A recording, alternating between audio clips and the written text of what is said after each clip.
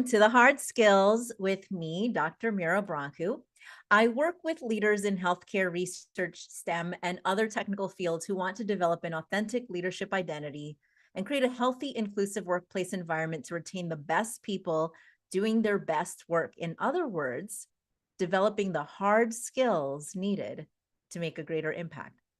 Now, this season, we've been focusing on developing identity, the second stage of my strategic leadership pathway model. And in fact, I just finished up our Tower Scope Leadership Academy 9-week beta test of our developing identity training. So I'm super excited to close that out and to continue this conversation today with Gareth Gwynn on how to build bridges in a polarized world, which, by the way, is the name of her book. So we value evidence-based practical solutions. Be ready, take notes. I do, reflect deeply, and identify at least one small step to further develop your hard skills muscles. Now, Gareth Gwynn is the author of the book, You Are Us, How to Build Bridges in a Polarized World. The 13 stories in her book are from the perspective of 13 people who are radically different, but are unified in having done the work of inner reckoning with their trauma, pain, and socialized identities. Identity is the topic of today, so this is very exciting to have her here. Through this, she describes how inner work translates into liberated leadership that serves community, workplace, and ultimately societal transformation. She's also the founder of Let's See Labs, a think tank that is the leading advocate for radical notion that polarity is a creative engine in organizations. This work recognizes that our differences in identity are highly compatible and can be a source of connection rather than conflict. I can't think of a better time to be focused on this topic than now. So welcome, Gareth. Very excited to have you here today. Yeah, me too. It's great to be here and excited about this topic as well. I really love the bringing in the identity piece and how that relates to polarization.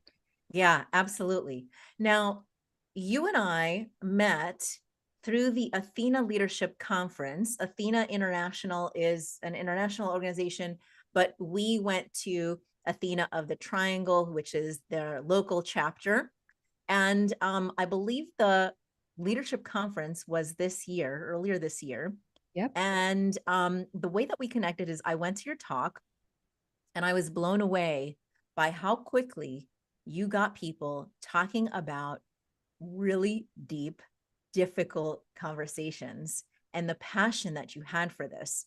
And you showed us this film clip that was challenging to watch.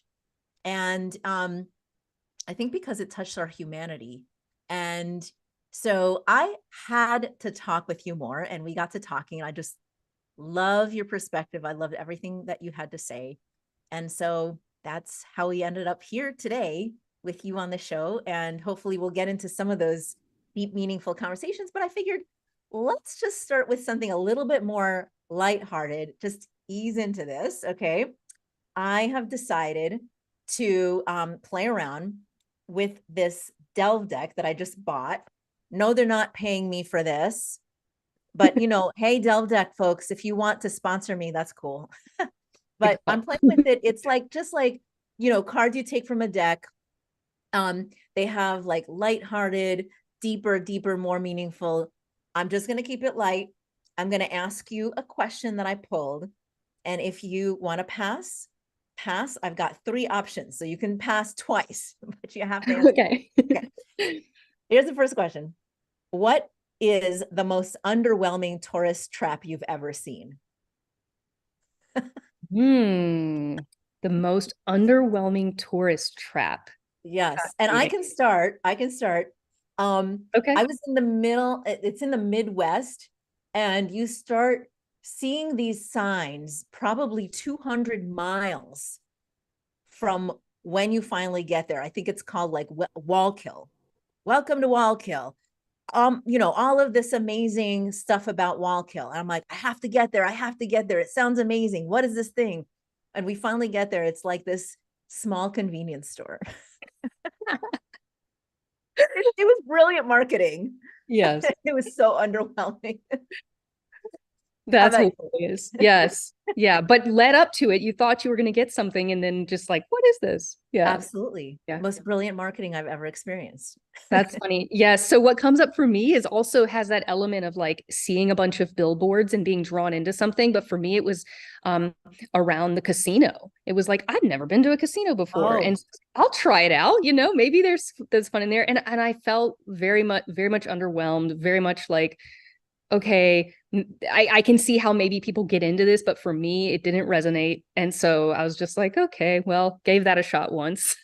that's hilarious. Also, kind of funny because my spouse and I go to Las Vegas more often than makes any sense because Okay. we don't gamble and we don't drink and we don't party and we don't stay up late. And like that's like That's almost all of Vegas. Las Yeah. Vegas. Yeah.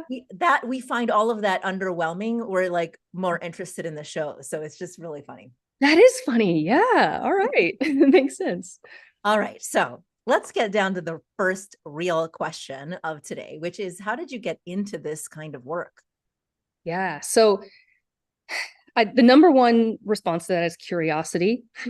And how that evolved was really feeling impressed and inspired by nonviolent activists, people Mm, who were really able to actually like pursue nonviolence in moments that it really mattered.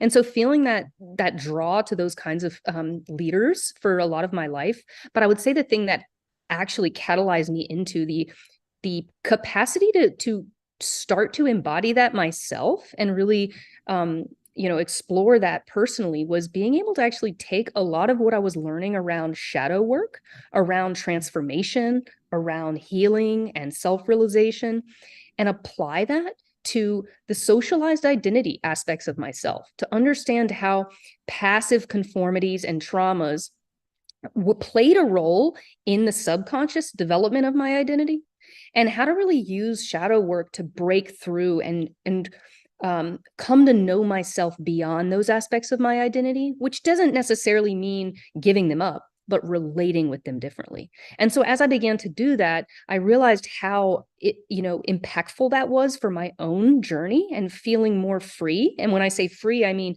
free to respond to the world and free to respond to people instead of being clung in reactivity. And so realizing that really did, catalyze a lot of my capacity in that area. And so led me to want to find examples of people who have done this in the world in some of the most polarizing contexts and really learn from their stories and find the patterns in those stories and then see how can we take those patterns while they have their distinctness, find the universal patterns, and then build that into leadership workshops and programs, which is, the philosophy in the book, but also in the programs that we deliver, so people can learn to actually break free from, these subconscious identity aspects. yeah, gosh, I love this so much. This is why we connected, by the way, because you take such a unique perspective to leadership workshops. And it's a sort of similar perspective that I take, which is there was something missing that I felt when it came to leadership development, and especially for women and marginalized leaders around leadership identity development, because the most traditional leadership development programs do not get into how difficult it is to enter into a traditional model of leadership and their definitions when it's so different than the messages that you've gotten and how you see yourself. And it takes you taking some time to break it all down and separate who am I from what are the societal messages that have been told to me about who I am and how I should be versus what, where someone else comes in.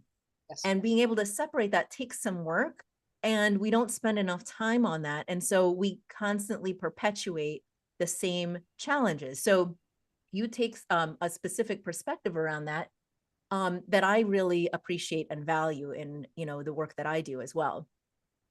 Now let's break down some of the words that you use that I suspect people are wondering about. The first thing that you used is shadow work. What is that? Yeah, so it's a term that's kind of thrown around in like the self-growth community. But what I mean by that is saying that what are the parts of us that we've rejected or that we haven't fully accepted or loved? And so in relationship dynamics, they can show up when we feel triggered, we feel defensive, we feel reactive. And that can be a guidepost to understanding, okay, what parts of myself are still operating in the shadow that I need to bring into the light and then learn how to love myself more wholly. And so as I'm doing that, I'm reclaiming my wholeness part by part. And so then when the external world brings that same trigger to me, I have the spaciousness to say, hey, I don't have to conform to the external world. I also don't have to react to it. I can still show up and have a boundary. I can show up and say yes and no, and I have spaciousness to make choice. And so I think as we get curious and find those shadow parts of ourselves, if we have the desire and the will to do that, then it can we're ultimately on a pathway of reclaiming our wholeness. Yeah, and I think that's really important because if there are parts of ourselves we do not and cannot accept, right? We are more likely to become very defensive, or as some people say, triggered, have strong reactions, take it out on other people, take it out on ourselves, sabotage our success, because it's something that is so raw that and we haven't worked through it. Yes. And if we can recognize what that is and accept it as just part of who we are, there's always a shadow side to all of our strengths, right? Every strength comes with a liability when you overutilize it, right? So when we can identify what those are and be okay with it, you have a lot more agency and control about what to do with it. There's a lot more control in that, right? Yes, there's a lot more agency. And I think that another extension of that capacity is inspiring other people. Instead of engaging them back into the battle where you stay trapped in that sort of binary battle, you actually, people can see new possibility because you've been able to present the spaciousness for new possibility to be there. So I think that's where it can translate into leadership as well in terms of inspiration and living through that example. Yeah. And we see that, when we go online and there's, somebody we really admire and look up to, most of the time, it's not because they have a lot of bravado, it's because they've demonstrated that they've overcome some kind of adversity or challenge and accepted it and embrace it and then share with others how they did that. Right. And that is really inspirational. So absolutely, I resonate with that. Yeah, very much so. Yeah. And that we all have the capacity to do that. Yes, absolutely. So with that said, we're nearing an ad break. After the ad break, I'm going to ask you about passive conformities. That's another thing that you brought up that I think people are going to be asking about. So you're listening to The Hard Skills with me, Dr. Mira Branco, and our guest, Gareth Gwynn. We air on Tuesdays at 5 p.m. Eastern. If you would like to join our online audience right now and ask questions, we are here. We're available to respond in real time on YouTube or LinkedIn at talkradio.nyc. And we'll be right back with just a moment with our guest. Are you a conscious co-creator? Are you on a quest to raise your vibration and your consciousness? I'm Sam Leibowitz, your conscious consultant, and on my show, The Conscious Consultant Hour, Awakening Humanity, we will touch upon all these topics and more. Listen live at our new time on Thursdays at 12 noon Eastern Time. That's The Conscious Consultant Hour, Awakening Humanity, Thursdays 12 noon on talkradio.nyc.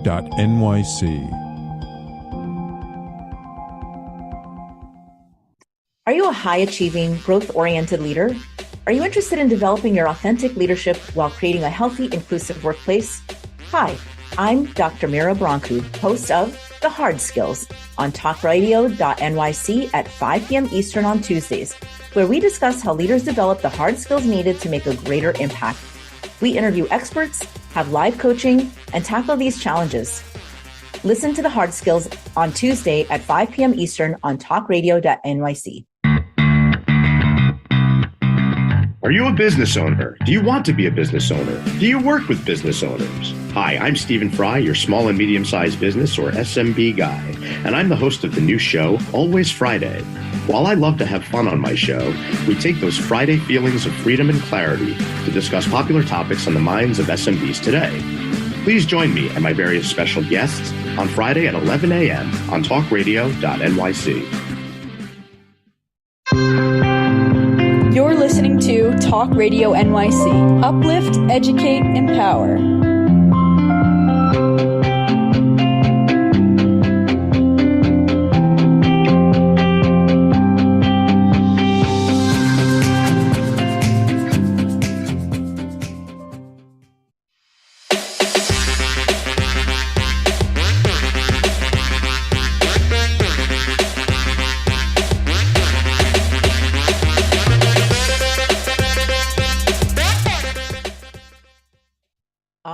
Welcome back to the Hard Skills with me, Mira Broncu, and our guest, Gareth Gwynn. Gareth, are you ready for another random question from my Del deck? I'm having too much fun with Let's this. do it. Yes. Okay. What overused word are you tired of hearing? Ooh. I will share mine only because it's come up recently, because the Oxford Dictionary and Merriam-Webster has named this like the word of the year, Riz, which my kids use. Oh yeah. Well, my 14-year-old uses all the time, and comes from charisma. But I've heard it so many times this week, I'm done. Yes. Okay. I'm with you. So my response is it's really personal. It's the word awesome. I found that I say it too much. Like there's an automated response that comes when I say awesome, and I need to catch myself and be like, the word awesome is a good word, and it's full of you're experiencing full of awe, and I want to be able to use it in the real context I mean it, and not just be on autopilot in a response with it. So I'm tired of myself hearing that from myself. Awesome. I had to say that. Now I can't. Now I will never stop thinking about that word awesome. Well, it's not when other people say it. It's more just I'm tired of hearing myself say it, because it feels maybe I need to track my genuineness with it. Yes. I get it. Okay. So back to like seriousness here. One other term that you used that I think people are going to be curious about when we focus in on liberating, structures and separating ourselves from societal messaging and norms is passive conformities you used. What is that about? Yeah. So I think, the word trauma gets used a lot, and it can be a big term that can, mean a lot of different things to different people. But I would say that one way to view trauma is to break it down into like acute trauma, things that happen like a molestation or abuse. And then I would actually put passive conformity as a type of trauma, where it's more actually as we're living, we're adopting ways of being from the external environment and from our dynamics and culture that take us further away from our essence. We're not entirely sure that that's happening, because it's a gradual additive process over time. So one example that, I can use about myself is like, we're talking about gender and women in leadership, is saying, okay, what passive conformities have I adopted through just being identified as a woman in society? And if I break those down, I can say, okay, which ones reveal my shadow? That's really not me. And which ones do I want to keep, and have that choice to say, I get to be the one developing my identity, and not that culture is the one that is actually passively developing my identity. And that guidepost kind of comes back from what we were sharing about that reactivity, where if I find myself in a dynamic and I'm reactive or defensive, if I get curious, sometimes I can lead to understanding how, as a woman, I've learned how to make myself inferior in certain contexts. And so really taking responsibility, instead of asking someone else to change, saying, I'm the one who somehow subconsciously is stepping into an inferiority, and how can I step further into my wholeness, and taking responsibility to do that. Yeah, I really appreciate that. And it's making me think about, and I'm going to share an example. Let me know if this fits this definition of passive conformity. So in our Leadership Academy, which is, mostly for people who identify as women, we talk about our leadership styles and how those of us who are much more naturally inclined to be assertive, drive things, directive, decisive, those are positive things. But from a societal perspective, we are told earlier in our careers, at least as women, that those are not valued for people who are women who, in leadership roles. So instead, what happens is we find ourselves trying to tamp it down so that people don't see us as aggressive or loud or abrasive, right? And unfortunately, that means we lose a part of ourselves and our power because we're trying so hard to tamp down this piece of us that is a very natural, way of who we are. And once we are able to sort of move into a different space to reclaim, that is a piece of me, and I'm okay with that. And how do I show up now in that? It's, as you say, it's very liberating, right? To be able to do that. Does that fit into kind of how you're thinking about passive conformities?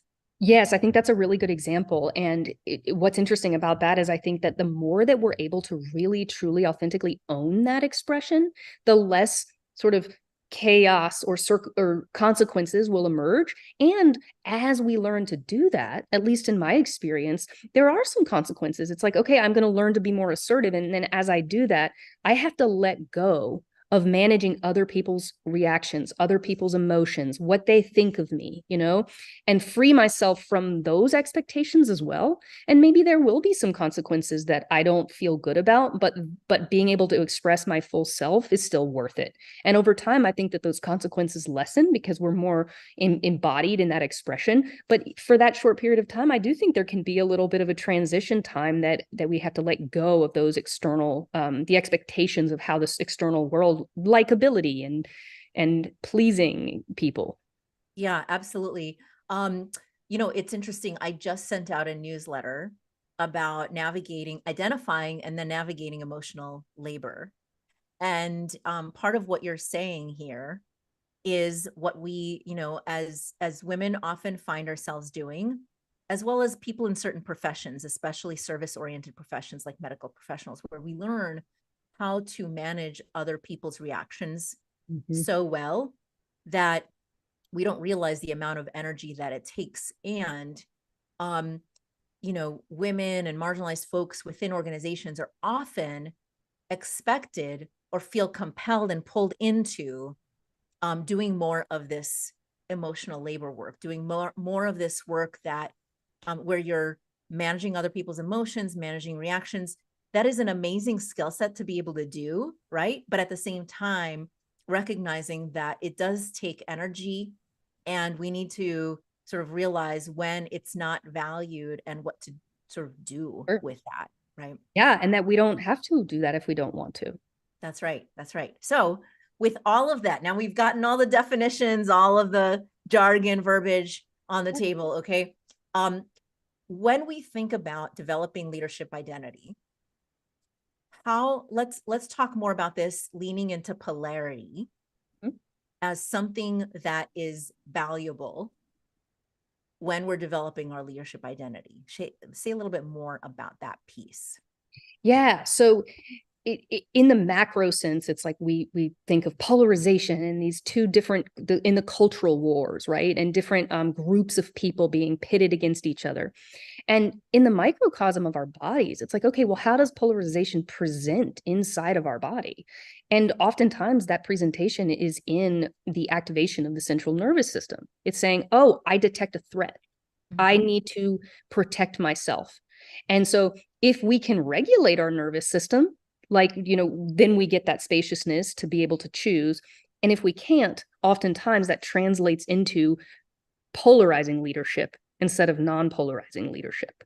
And so when we add that up in the aggregate, we get this macro reflection of what's happening inside of ourselves, really, that the wars of ourselves and trying to work through our own emotional experience.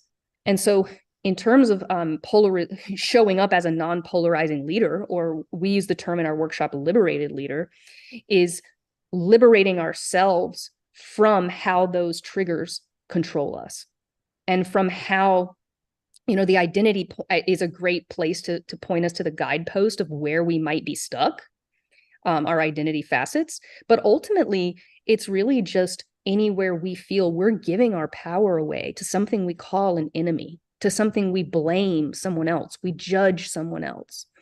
And so we get vulnerable to collapsing into polarization when we're giving our internal power away and assuming that the external world needs to change in order for us to feel okay.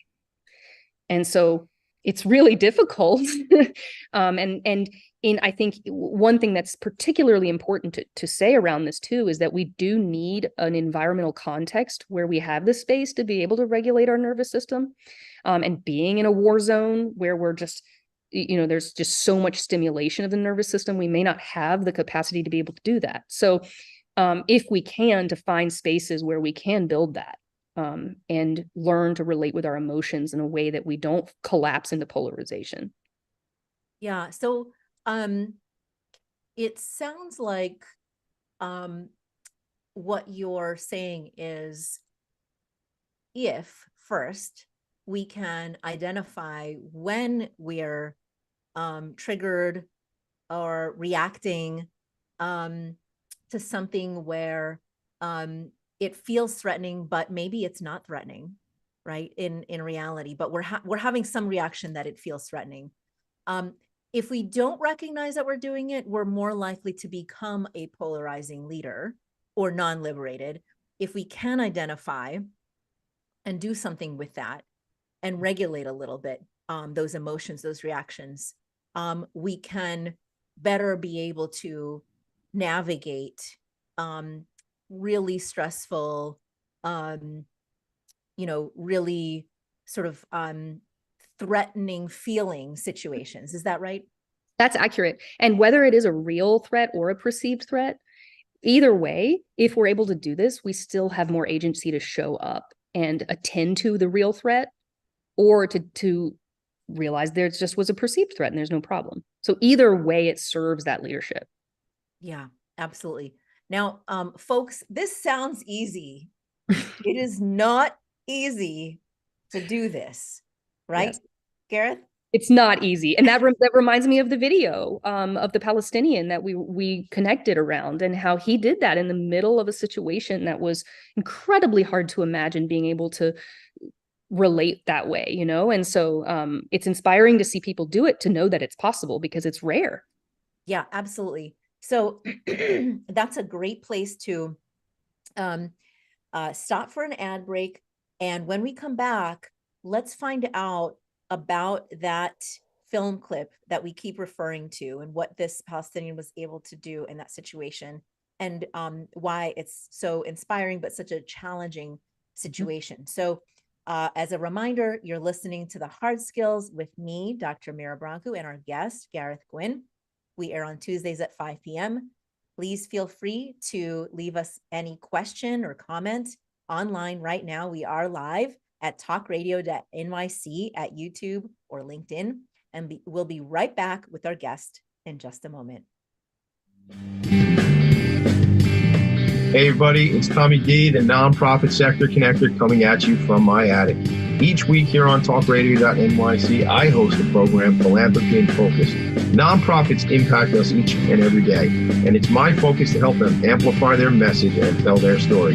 Listen each week at 10 a.m. Eastern Standard Time until 11 a.m. Eastern Standard Time, right here on talkradio.nyc. What really drives success in business? Introducing Intangify, the show that explores the intangible assets that create value and growth. I'm Matthew Asbell, your host and an attorney focused on innovation. Join me Fridays at noon Eastern to discover how innovation, culture, and other intangibles shape thriving companies, from startups to established businesses. We'll share strategies to unleash your business's true potential. Tune in live on talkradio.nyc Fridays at noon Eastern and Intangify your business today. In a post-COVID world, you may have many unanswered questions regarding your health. Are you looking to live a healthier lifestyle? Do you have a desire to learn more about mental health and enhance your quality of life? Or do you just want to participate in self-understanding and awareness? I'm Frank R. Harrison, host of Frank About Health, and each Thursday, I will tackle these questions and work to enlighten you. Tune in every Thursday at 5 p.m. on talkradio.nyc, and I will be frank about health to advocate for all of us. You're listening to Talk Radio NYC at www.talkradio.nyc, now broadcasting 24 hours a day.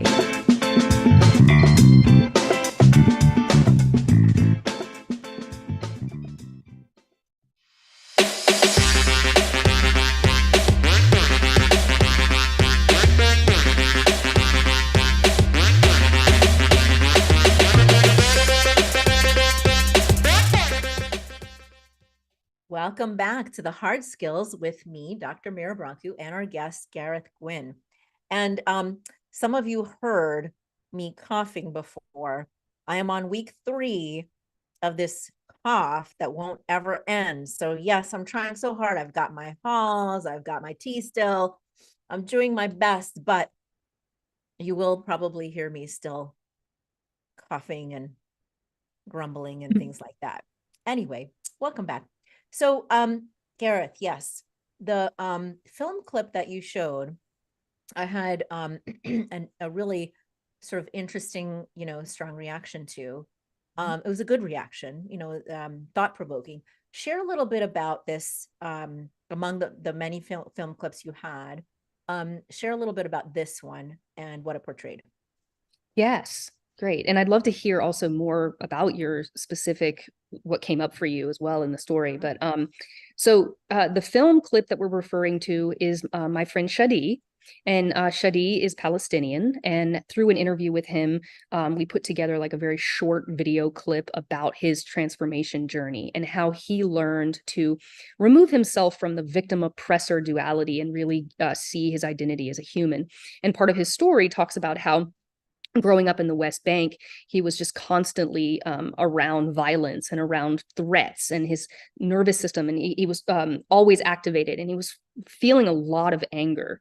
So anger was a big part of his childhood growing up, and fear as well. And so he talks about one time he came to an intersection where there was an encounter of 3 different people, one of them including an Israeli with an armed Israeli with a gun. And Shadi's intention was to help a woman cross the road, but there was misunderstandings once the Israeli saw and recognized he was Palestinian. So all of a sudden, in what would have been just a normal situation of him to help a woman cross the road became amplified into this identity crisis where it transformed into the potential of violence to erupt. And he said in that moment, he felt his anger just coming fully through him. And he was very tempted to defend himself and become violent into the situation and say, this is wrong. But he said there was something in that moment that allowed him to recognize his identity beyond being a Palestinian, that he was actually a human, and that this Israeli was a human, and that this woman in the street was a human, and that he recognized that what was controlling the situation was actually fear, and everybody was in a fear state. And that fear can be presented into violence and anger when it's not acknowledged as the foundational activation of fear that it is. And so as he was able to regulate that and recognize both the humanity and the commonality of the fear that was governing the situation, he was able to de-escalate himself and remove himself from the temptation to engage in that violence. And so it's really inspiring in the sense that he was able to do that in such a heightened state of threat. And that, I find that really inspiring and rare that when people are able to do that. And so Shadi also now works with Israelis in helping to build these bridges and understand how these identities are presenting as fear and how we can, pull back and actually understand our humanity underneath it all. Amazing. Yeah. It's really, it's really inspiring. It's really powerful. I think that the thing that, that came up for me is the empathy that I felt for him. in that moment, trying to sort of work through all of that, and both feeling legitimately, understandably threatened, and because it was a dangerous situation, and at the same time trying to make the best of it and make a human decision,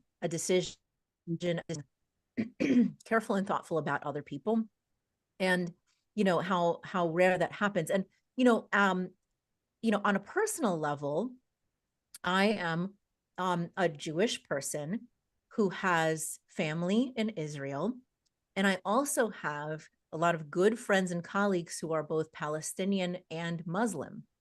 And because I grew up with a really close friend who was Muslim, I have a deeper, more special understanding and relationship with people who are Muslim. And I feel like we have a lot more in common than there are differences between people who are Jewish and people who are Muslim in those faith systems, and how we sort of focus on the good and peace, and yet we're constantly receiving messages that these groups of people should be against each other for one reason or another. And sometimes to the point where, I want to lean into the discussion of like, our humanity. And yet sometimes people don't want to go there. Some people get upset when you want to have those kinds of conversations, right? So what I'm curious about is, for leaders who are in this situation, right? Like here are people in, let's say, official leadership capacities within organizations. And, they're constantly trying to figure out how to respond to these national and international crises, and to sort of be able to bring people together within their organizations. And especially if you're like in a global company, you sometimes have people who work in those areas that are fighting against each other. You might have a branch in the Ukraine and another in Russia, for example, or whatever, right? So you're always thinking, what do I say? Do I say anything? And many leaders want to stay silent, or they find that when they're not silent and they want to say something, sometimes it can be polarizing depending on what they say.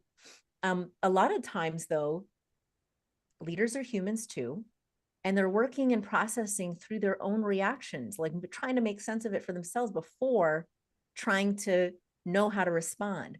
So I'm curious if you have any frameworks about how leaders can be thinking about approaching these conversations and bringing people together. Yeah, definitely. So this is at the heart of what our leadership development programs offer at Let's See Labs, which is amazing.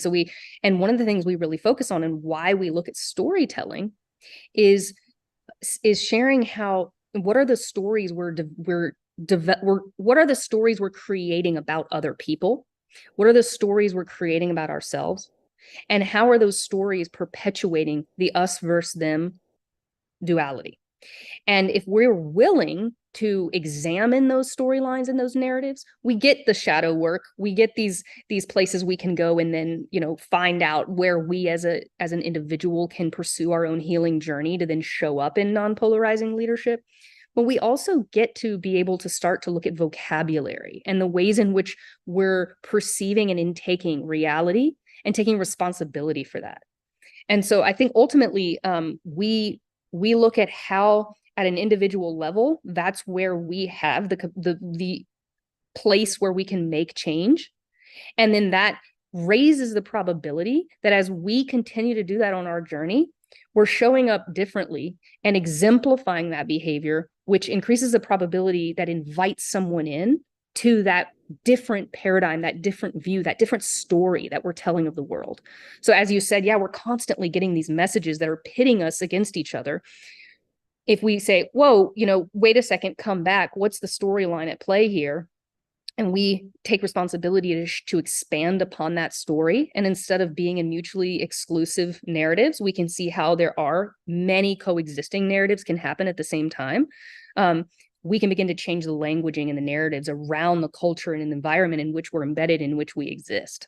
And I think to your point, that does take that individual leader pursuing their own transformation in alignment with that as well.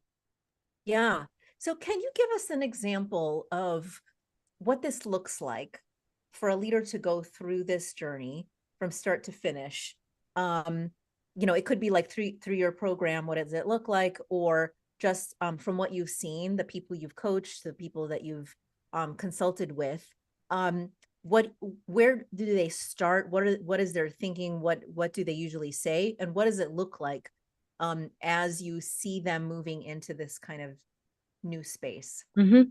Yeah. So everyone's, story is so incredibly distinct. So what we try to do is maintain the paradox that everybody's story is different and we have these universal patterns. So we really want to emphasize both of those. But when you start to look at the universal patterns of leaders going through these journeys, it usually does start with resistance. Usually that is a really good sign. And so that's why, when we talk about leaning into polarization, it's saying leaning into where we're called into a polarity and collapsing into that and saying, oh, I'm feeling a lot of resistance to what's being presented.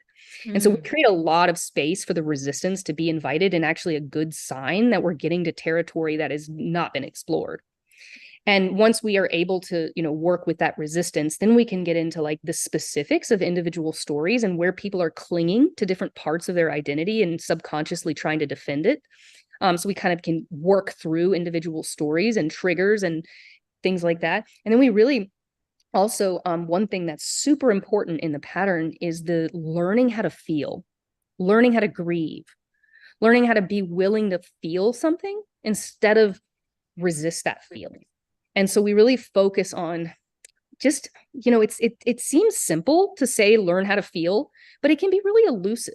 So we really try to like bring exercises around what does that even mean and how can we invite people into that. And once people are doing that, there tends to be a lot of humility, a lot of that empathy and humility start to emerge where, oh, I'm starting to see how previously I was in such tunnel vision.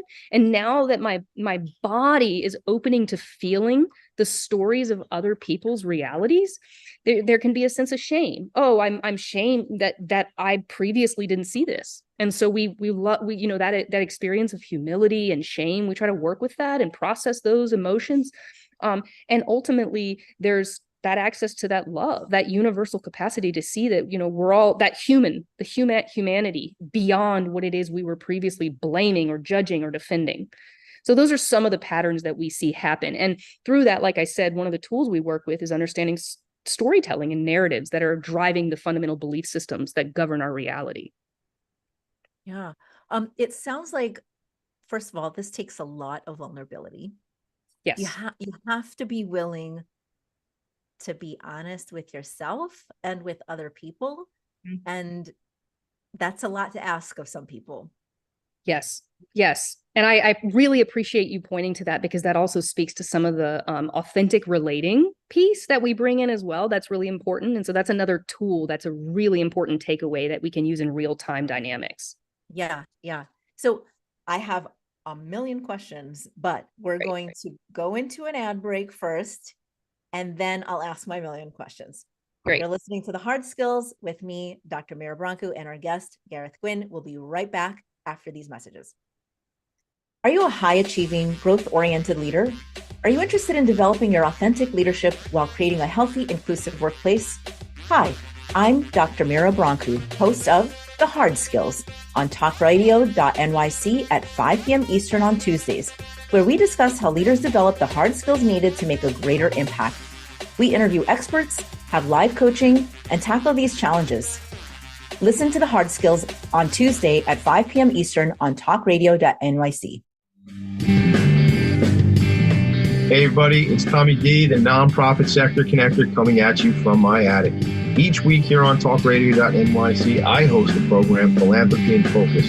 Nonprofits impact us each and every day, and it's my focus to help them amplify their message and tell their story. Listen each week at 10 a.m. Eastern Standard Time until 11 a.m. Eastern Standard Time, right here on talkradio.nyc. Are you a business owner? Do you want to be a business owner? Do you work with business owners? Hi, I'm Stephen Fry, your small and medium-sized business or SMB guy, and I'm the host of the new show, Always Friday. While I love to have fun on my show, we take those Friday feelings of freedom and clarity to discuss popular topics on the minds of SMBs today. Please join me and my various special guests on Friday at 11 a.m. on talkradio.nyc. You're listening to Talk Radio NYC at www.talkradio.nyc. Now broadcasting 24 hours a day.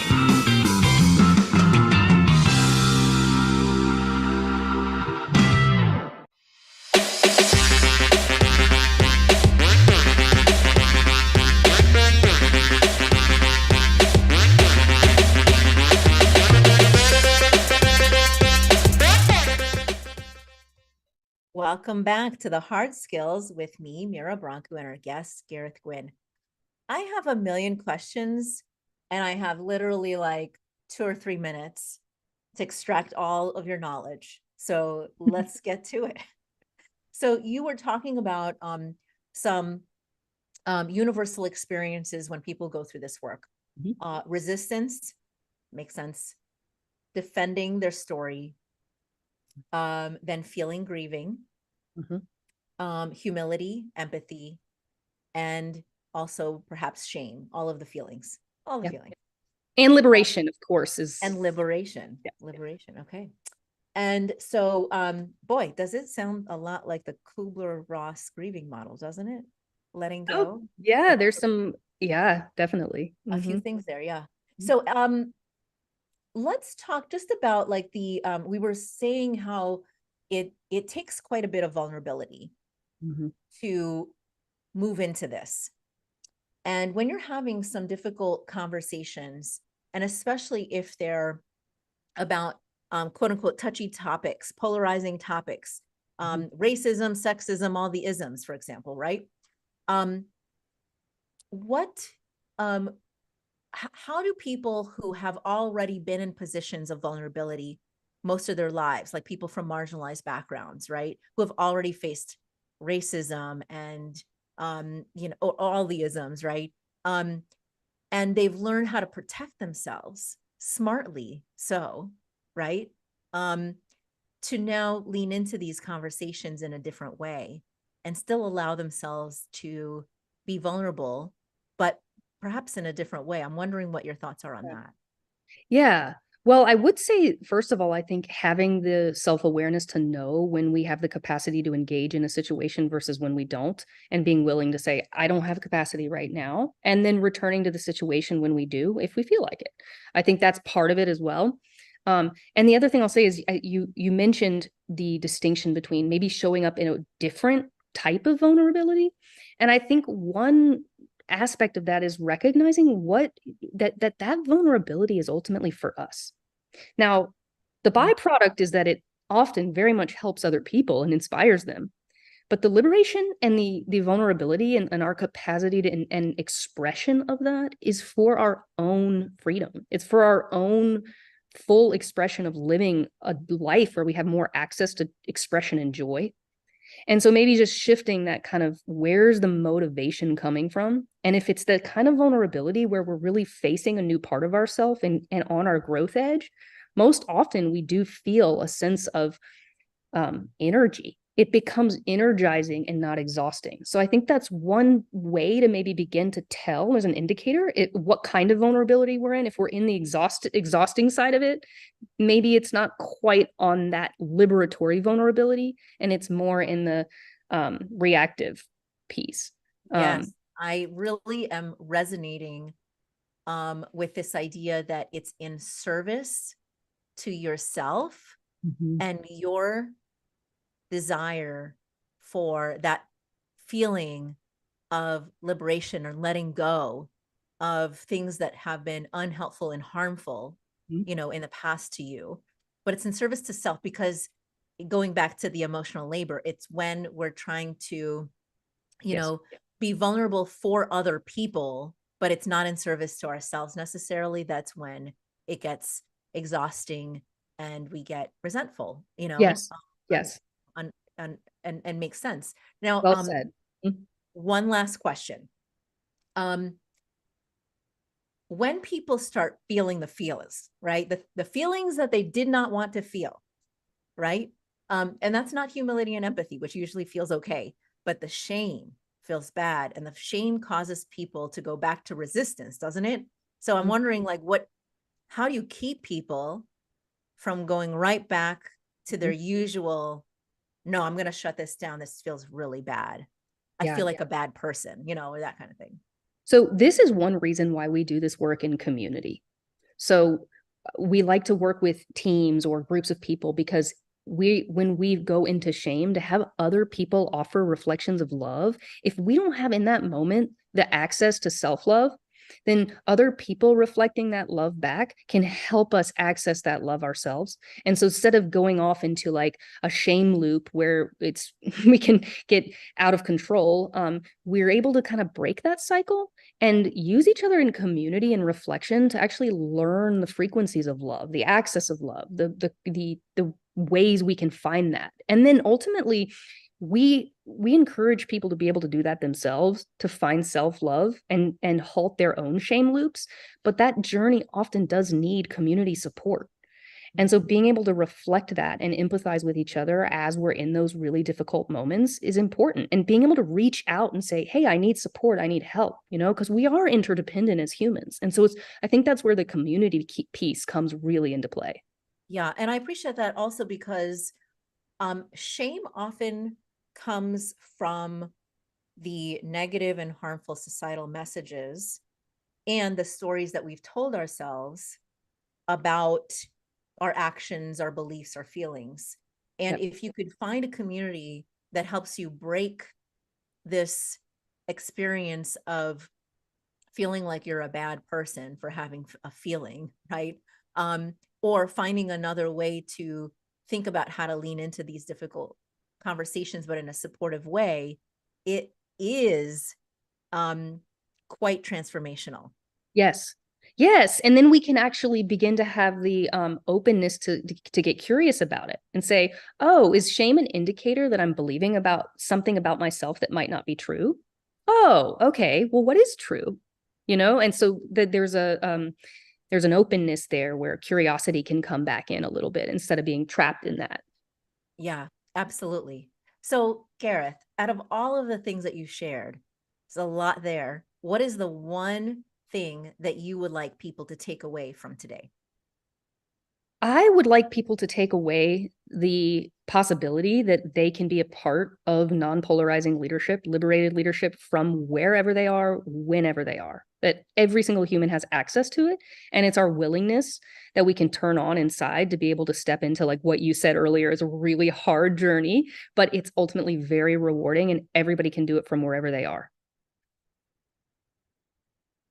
Yes, absolutely. And so where can people find you? People can find more about the leadership development programs that we have at letsseelabs.com. That's let's see what happens. Let's see each other. And let's see these short films that offer us examples of this kind of leadership. So that's letsseelabs.com. And my book, You Are Us, How to Build Bridges in a Polarized World, is also, there's links to that on there as well. So you can sign up to connect with one of our facilitators or get the book and read more of these stories and learn more about this approach to leadership. Awesome. And for those of you who are watching the live or later recorded version, here is a little bit about letsseelabs.com. I'm showing you this gorgeous website. In and of itself, you just visit because it's a beautiful website. But you can find out all about the programs and what you can learn. There's a lot of resources here. So thank you for sharing that. The takeaway for me, because I want to sort of bring this back to leadership, I think a lot of people don't recognize, like, what does this have to do with leadership development? Everything. Yes. I mean, leadership development, I keep saying this all the time, but leadership development is personal development. And personal development can turn you into a leader in all spaces. All spaces. You do not have to hold an official position of power or authority in an organization to be a leader in other people's eyes, and being able to experience this process will help you become a more influential agent of change, because you understand yourself well enough to know how to be in the world with others, right? Very well said. Yes, I resonate deeply with that. So, audience, what did you take away? And more importantly, what is one small change that you can implement this week based on what you learned from Gareth? Share it with us on LinkedIn at Mira Brancu or Gareth Gwynn, and at talkradio.nyc, where we could cheer you on. We're also on Facebook, Instagram, Twitter, Twitch, all over the place. But I live on LinkedIn. I think Gareth does too. So come visit us there. We are also on iTunes and Spotify. Please go subscribe to our podcast, leave a review, share with others to increase our visibility and reach. And look for more information about our upcoming TowerScope Leadership Academy, which opens again in 2024. We're going to open up applications very soon. Do not miss it. In this episode, we describe one of many aspects that we'll be talking about in developing the nuanced hard skills needed to become an exceptional leader who can drive significant systemic change, make real impact. So visit us at gotowerscope.com if you're interested. Thank you to talkradio.nyc for hosting. I'm Dr. Mira Brancu, your host of the Hard Skills, and this was our guest, Gareth Gwynn. Have a great rest of your day wherever you're calling in from.